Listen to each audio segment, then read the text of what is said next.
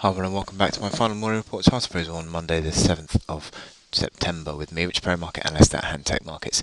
Let's look at gold now, and we've been in this gold chart where we've started to see the pressure building to the downside. You've got the momentum indicators which are rolling over, the stochastics which are accelerating lower following on from that bear kiss. You've got the MACD lines having crossed over, and also the RSI which is below that sort of reaction low that we saw in mid-August. So it certainly looks like the pressure is going to the downside and could easily see a test of that 1109 spot 10 support. That is the final sort of support that you would see until a move back towards these lows around 1180 again. So sorry, 1080. So it certainly looks like the bears are beginning to gain control of this one. You're back below all the moving averages.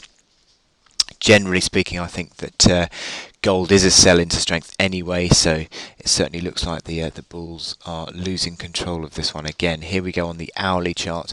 Again, similar sort of story, trading below the moving averages. Momentum indicators fairly negatively configured. MACD lines unwinding and back to neutral, and it certainly looks like the lack of real recovery that we've seen would suggest, I think, that this rally is going to be sold into.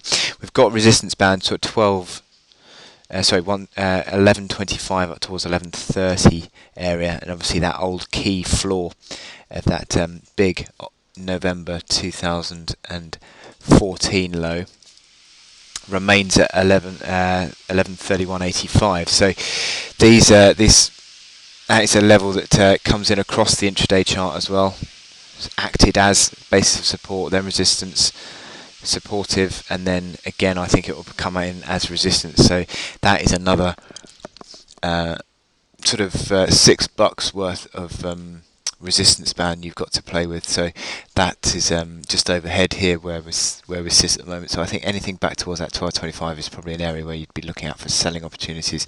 Already you've had this minor unwinding of the RSI, which I think is probably going to fall over, and I think generally speaking you've got the lower highs, the lower lows on this last 4 or 5 days on this gold chart, which are sort of putting pressure on the supports around that 1117 area. And I think that that's going to come under further pressure and probably yield as well. So downside is growing on this gold chart near term, although it's not decisive and not with high conviction anyway selling, but still I think there is a bearish bias to proceedings here. So I wish you good luck in your trading on gold today, and I will speak to you again tomorrow, I think.